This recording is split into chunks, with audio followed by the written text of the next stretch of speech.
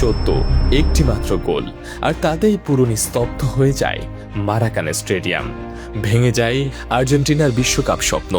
মাথা নিচু করে হাঁটছেন লিওনেল মেসি, পাশেই বিশ্বকাপ ট্রফি স্পর্শ করার মতো কাছে, তবু স্পর্শ করার অধিকার নেই।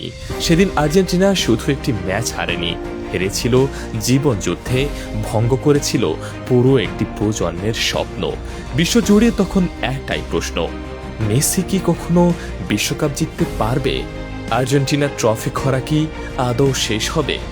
কিন্তু ফুটবলের সবচেয়ে সুন্দর গল্পগুলো লেখা হয় সবচেয়ে কঠিন সময়েই।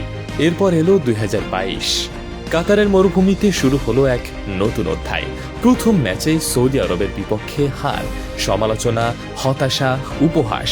অনেকে ভেবেছিল আর্জেন্টিনার স্বপ্ন বুঝি আবারও ভেঙে যাবে, কিন্তু সেই হারই যেন জাগিয়ে তুলেছিল একদল যোদ্ধাকে।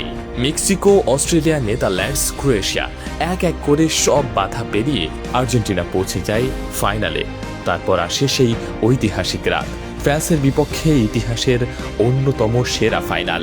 120 মিনিটের টান টান উত্তেজনা, আর শেষে টাইব্রেকার। গনসালো মন্টিয়েলের শেষ টাইব্রেকার শটে সৃষ্টি হয় এক ইতিহাস। শেষ হয় 36 বছরের অপেক্ষা, মেসির হাতে বিশ্বকাপ, আর্জেন্টিনার জার্সিতে তৃতীয় তারকা।